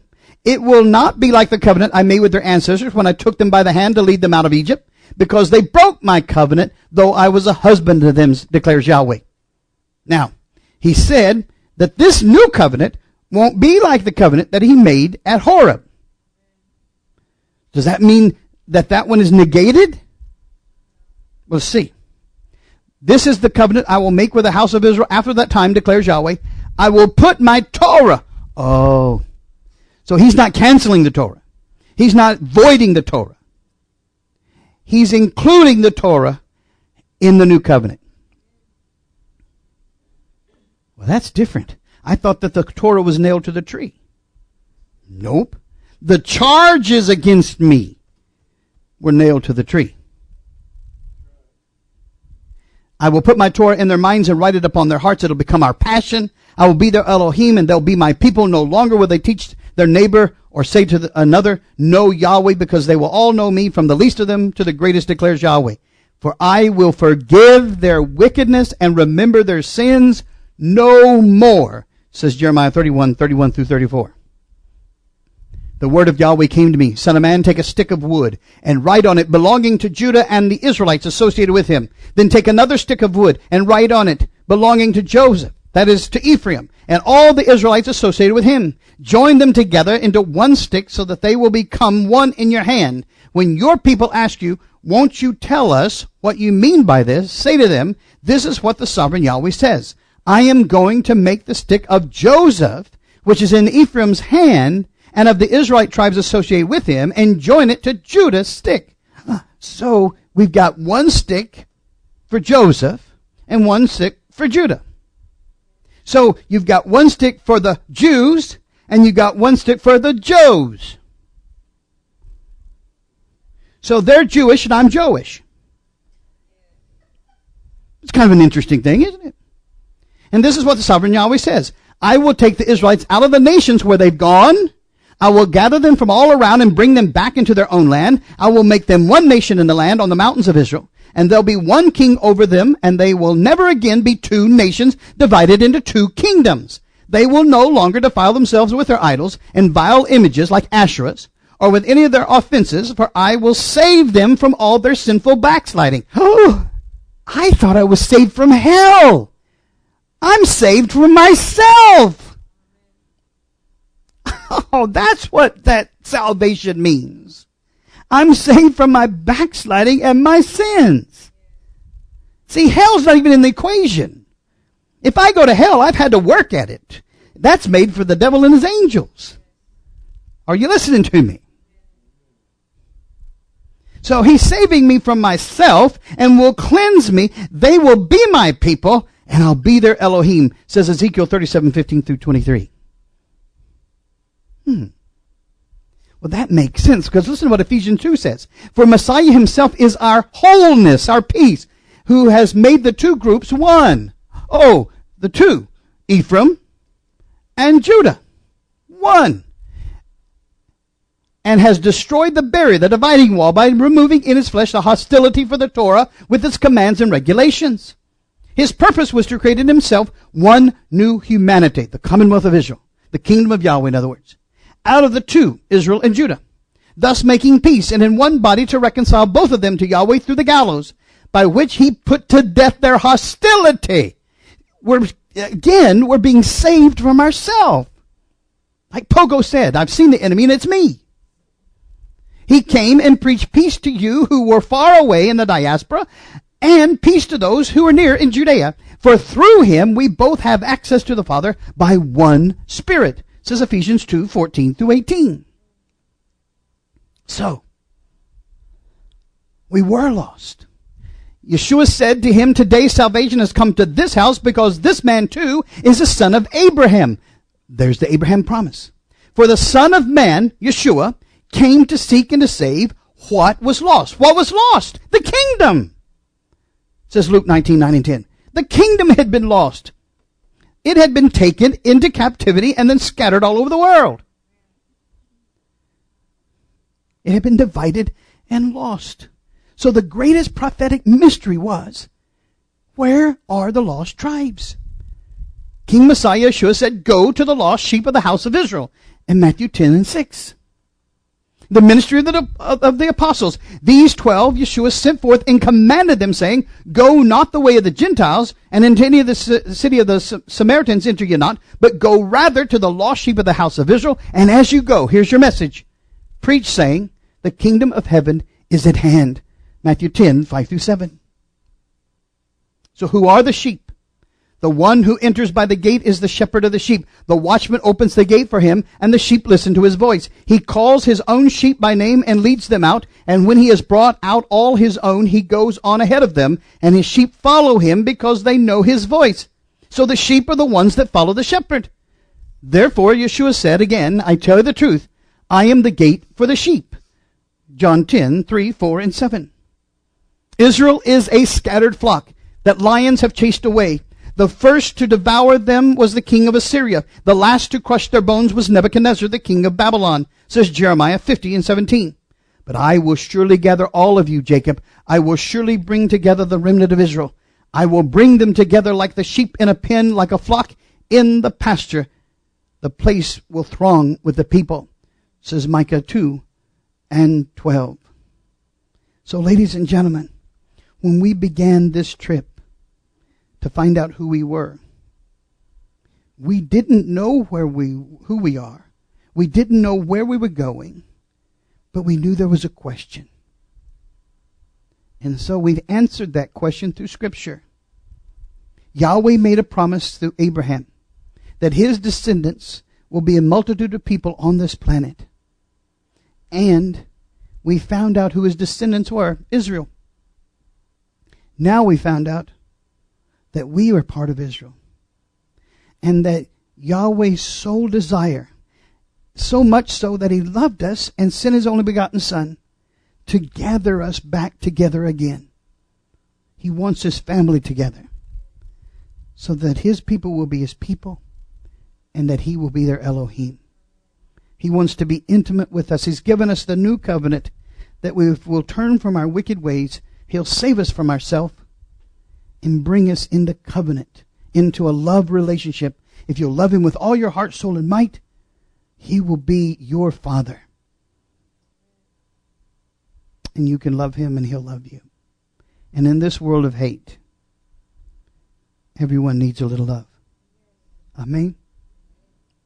That's my message so far. Stay tuned. There's a lot more coming. Let's all stand.